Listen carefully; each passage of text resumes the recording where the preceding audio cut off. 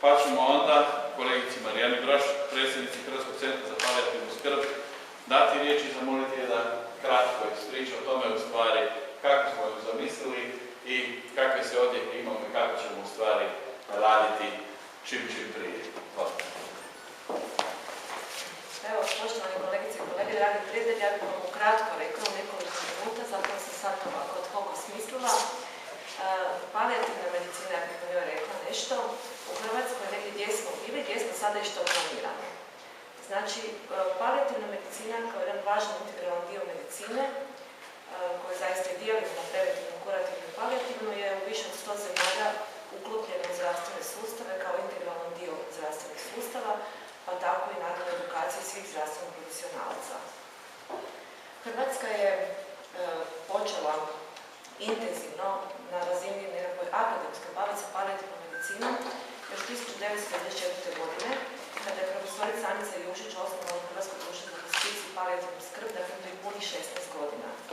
To društvo smo mi prošle godine na skupštini preimenovali u Hrvatsko društvo za palijativnu medicinu, upravo sukladno svjetskim trendovima koji naglašavaju da je to integralan dio medicine i da zapravo nekakav termin hospicija se postupno napušta i uvodi koncept palijativne medicine uklopljene u cijeli zdravstveni sustav. Hrvatska je 2003. godine prvi puta u Zakonu o zdravstvenoj zaštiti uklopila pojam palijativne skrbi i naglasila to u više članaka, a najkonkretnije je uvođenje ustanove za palijativnu skrb koja treba imati ambulantu za bol, ambulantu za palijativnu skrb, dnevni boravak sa interdisciplinarnim timom kućnih posjeta, a po izmjenama zakona od ove godine i stacionar. Ta ustanova definirana je po zakonu na primarnoj razini. Unatoč radu društva i ovim zakonskim nastojanjima, Hrvatska nema još ni jednu ustanovu za palijativnu skrb, nema razvijen sustav edukacije iz ovog područja i zapravo smo jedna od zadnjih zemalja u Europi koja to nema. U svijetu postoji nekih između 7 i 10 tisuća jedinica palijativne medicine, postoje klinike, dakle ona je organizirana od ambulanti, na primjer na razini preko kućnih posjeta, do bolničkih timova, do razvijenih klinika za palijativnu medicinu. Dakle, potaknuti ovom lošom situacijom u Hrvatskoj, mi smo 21.4. ove godine u Novinarskom domu organizirali prvu tiskovnu konferenciju, dakle prije samo nekoliko mjeseci, i pokrenuli jednu javnu akciju koju smo nazvali Ostani uz mene, sa 3 cilja. Ciljevi akcije su bili edukacija stručnjaka i poticanje osnivanja jednog edukativnog centra koji bi služio za edukaciju iz palijativne medicine, edukacija javnosti, jer još u Hrvatskoj već jako puno javnosti, pa dio struke palijativnu medicinu zamišlja da je to mjesto gdje se ide umrijeti, a ne jedan dio medicine koji započinje od dana dijagnoze neizlječive bolesti i traje zapravo godinama. I da ćemo naš još cilj potaknuti izradu nacionalne strategije o palijativnoj medicini Republike Hrvatske, tražiti izmjene zakona i naravno zadnji cilj je najveći potaknuti osnivanje prvih ustanova i drugih jedinica. 21.9. ove godine, dakle 5 mjeseci poslije, mi smo zapravo bili presretni jer je prvom inicijativom Medicinskog fakulteta i dekana profesora Miličića fakultet prvi prepoznao važnost ovakvog jednog cilja i osnovao ovaj centar.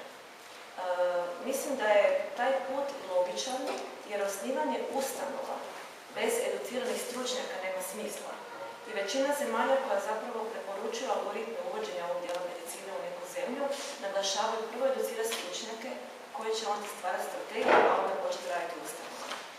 Tako da je osnivanje ovog centra i logičan jedan tijek koji nas sve veseli. Mi smo na Svjetski dan hospicija, neki od vas su bili ovdje, dakle prije samo mjesec i pol dana, rekli da je centar osnovan i meni je jako drago da danas, mjesec i pol dana poslije, već taj centar ima i svoj dio prostora koji se uređuje, to je stvarno sve išlo jako brzo. O tome da je osnovan ovaj centar informirana je međunarodna javnost, sve dakle udruge za palijativnu medicinu u svijetu i Europi.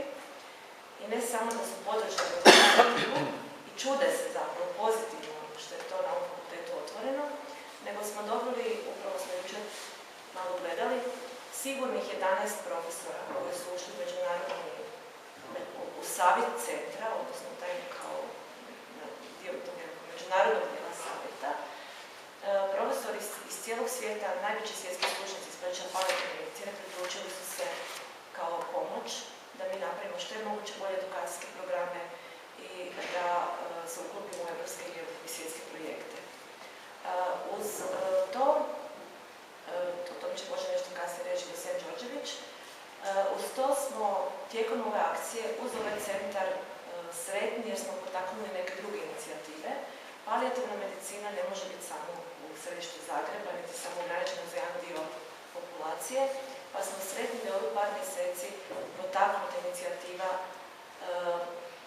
zapravo gradnje, odnosno osnivanje jednog dijela za palijativnu skrb u Općoj bolnici Koprivnica, da je u tijeku ta aktivnost, da je počeo s radom palijativni tim iz Zavoda za javno zdravstvo Ličko-senjske županije i da prvih nekoliko stručnjaka već radi, financirani su od HZZO-a, da u nekoliko gradova postoji inicijativa osnivanja palijativnih timova pri domovima zdravlja, u Rijeci već radi takva dva tima, i da negdje iz raznih gradova u Hrvatskoj Pula se jako aktivno u brojnim projektima.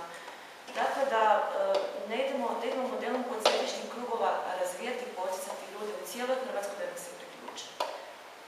To je ovo gdje smo danas, a što planiramo dalje. Dakle, imamo jako puno posla.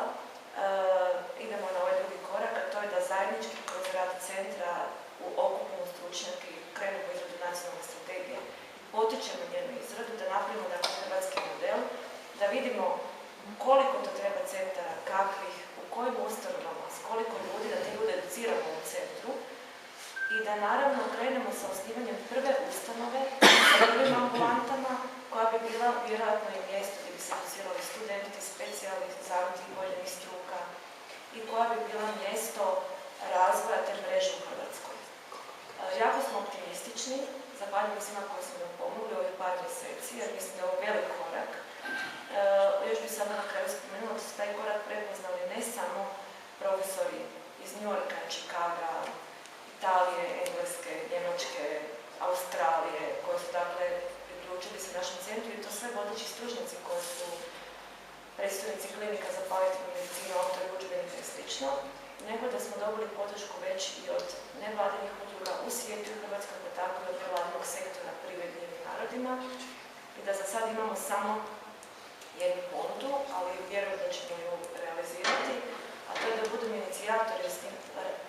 inicijatori organizacije druge medicinske skupštine pri UN-u, pri tajništvu UN-a u New Yorku, gdje bi tema bila komunikacija u onkologiji, a zapravo ovaj fakultet naša aktivnost